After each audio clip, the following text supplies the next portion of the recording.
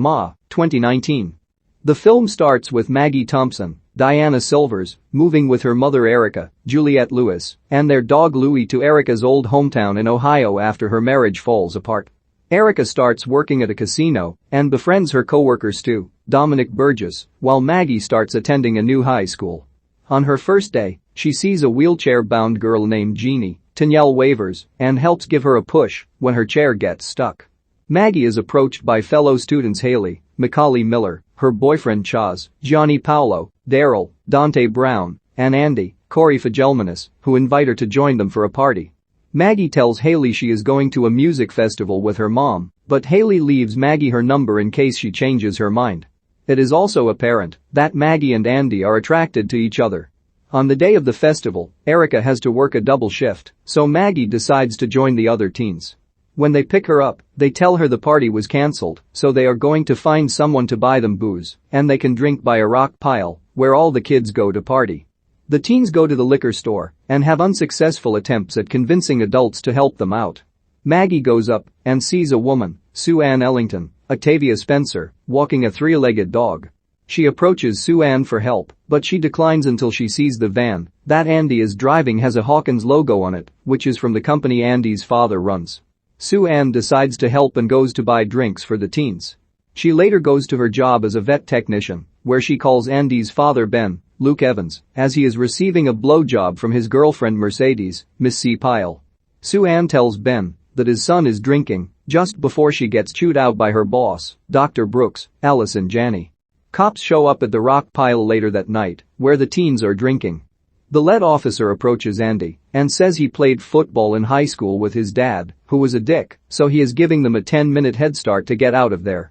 The teens later meet Sue Ann again for help with booze, and she invites them to follow her back to her house so that they can have a safe place to drink. Although hesitant, the teens agree and follow her there.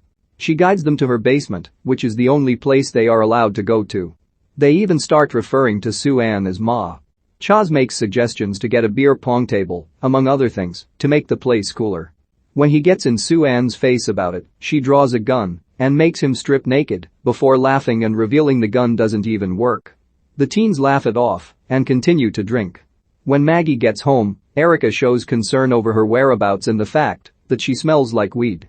The next day, the teens find that Sue Ann left a box of booze next to Andy's van and even sent them video messages on their phones. Haley gave her their numbers when she was drunk. Sue Ann watches from a distance. She then goes to the casino where Erica works and sees her serving drinks at a table, but a drunk Mercedes takes a champagne glass before recognizing Erica from high school. Ben is with her and also says hi to Erica before they get kicked out due to Mercedes's behavior. As Sue Ann watches, we see a flashback of her in high school, where she was friends with Erica and was invited by Ben to go drink at the rock pile. While there, Ben pretended to be friendly with Sue Ann, who had an obvious crush on him. Other teens from the neighborhood start to show up at Sue Ann's basement to party. A thumping sound is heard from upstairs, and Sue Ann claims it's a busted ice machine that she goes to check out. Haley has to use the bathroom, but the one in the basement is being occupied for sex, so she breaks Sue Ann's rule and goes upstairs with Maggie. While Maggie stands outside the bathroom, she hears Sue Ann angrily talking to someone about making themselves heard. Maggie tries to get Haley out of there, but Sue Ann catches them and forcefully pushes them against the wall. The girls get the guys and leave. In the morning, Maggie wakes up to multiple apologetic texts from Sue Ann. Haley says she's gotten them too. Sue Ann manages to corner all the teens at school and attempts to invite them to hang out, but they all uncomfortably decline. Haley even tells Sue Ann she needs to find a man and to stop harassing them for attention, which pisses off Sue Ann. Later, she attempts to get another group of teens to go to her place, but they toss a beer can at her car and mock her. At school, Andy asks Maggie out, and she accepts. They later go to Ma's house for a birthday party for their friend Stephanie, Margaret Fegan. Sue Ann suggests to Maggie that Andy is going to try and use her for sex, but she ignores her and goes to make out with Andy. Sue Ann approaches them with shots, and Maggie reluctantly takes them per Stephanie's request. Maggie starts to feel dizzy and passes out. She wakes up the next morning in her bed with no memory of getting back home. She also has bruises on her knees and is missing her earrings. The teens block Sue Ann from social media, but Haley makes the mistake of sending a video message to all of her contacts, including Sue Ann.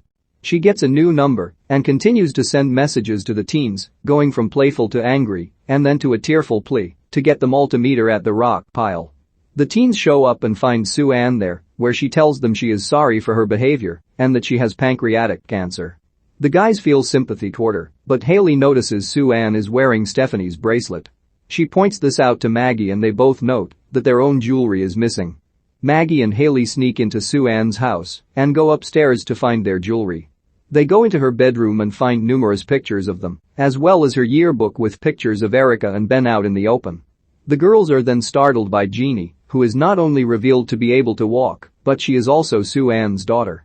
Jeannie says her mom has been keeping her out of school and telling her she is too sick to go out.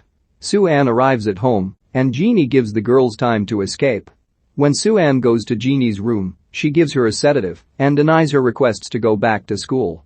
Maggie later sees Andy and tells her she doesn't want to go to Sue-Ann's house anymore and that she doesn't want him there either. At work, Sue-Ann is met by Ben, who invites her out to grab food. When he does meet with her, he tells her that he put a tracking device in the van that Andy drives, and he questions her as to why he has been going to her house. Ben thinks that Sue-Ann is trying to get back at him, and he coldly tells her that she has always been a loser. Another flashback reveals that the young Sue-Ann was invited to the janitor's closet by Ben, where she seemingly gave him a blowjob. It turned out to be a prank orchestrated by Ben, and she was actually going down on another boy. All of her classmates saw and laughed at her, leaving her utterly humiliated. In the present, Sue-Ann angrily drives home, but she sees Mercedes out for a jog and smashes into her. She then goes to her job to steal a tranquilizer, and she has also killed Dr. Brooks. Later, Maggie goes home to see Sue-Ann is visiting Erica after running into her at the casino, appearing as an old friend, but Maggie is clearly bothered. Even more later, Maggie hears something wrong with Louis and finds him in the shed, where his paw is bleeding. She looks toward the woods with her flashlight and catches a glimpse of Sue-Ann walking away. When Erica suggests calling Sue-Ann for help with Louis, Maggie reveals that she knows Sue-Ann and has been going to her house to drink. Erica is furious, and she grounds her daughter before going to the liquor store, where she confronts Sue-Ann about giving minors alcohol and threatens to call the police if she goes near them again. Ben later goes to Sue-Ann's house after she removes the tracker from Andy's van. She tranquilizes him and ties him up to her bed nude. She calls him a dog for what he did to her, so she pumps a bag of Louis's blood into his body before slitting his other wrist and leaving him to die. Maggie gets a video message from Sue-Ann where she sees her friends there for a party, as well as seeing Sue-Ann wear Maggie's earrings. While Erica sleeps, Maggie takes her car and drives to Moz. All of her friends are there, as well as a religious girl named Ashley, Heather Marie Pate, that pretends to be passed out so she won't feel guilty or get in trouble going home.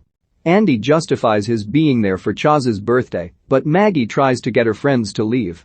They are all drugged up off the sedative that Sue-Ann spiked their drinks with, and they start to pass out. Maggie runs upstairs to look for Jeannie, but she finds Ben's corpse before Sue-Ann tranquilizes her as well. Maggie wakes up in the basement, where she and all her friends are tied up by their necks with collars.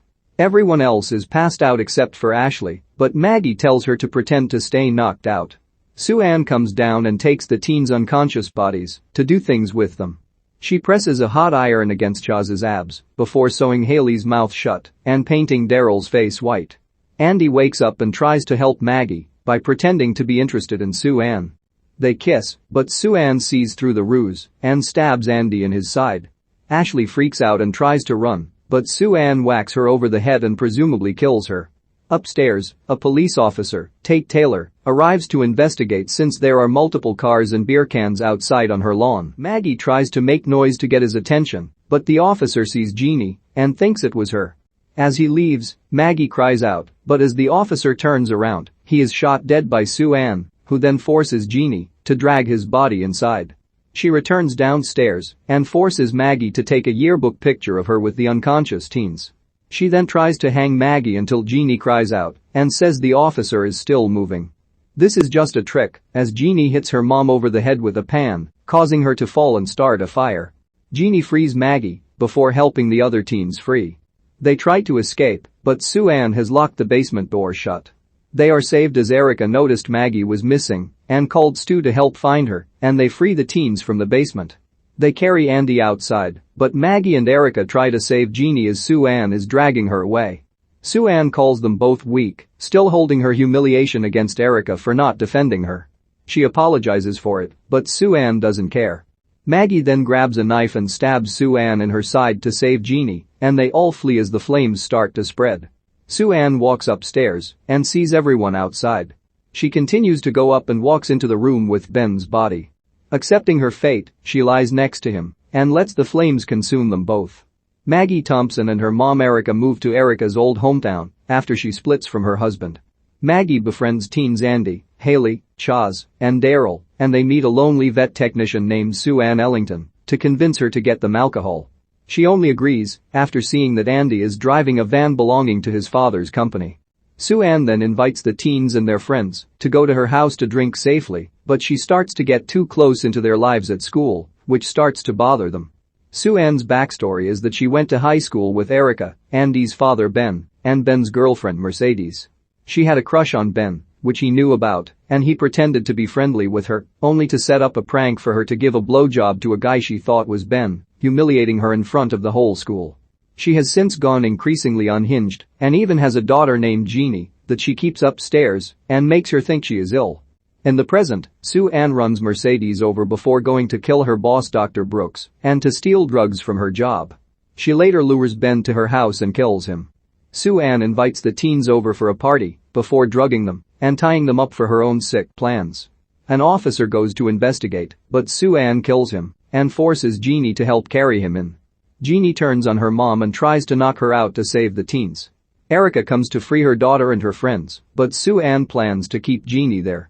Maggie stabs Sue-Ann and saves Jeannie. Sue-Ann knows she is either going to die or be arrested, so she goes upstairs and lies next to Ben's body as a fire spreads through her house.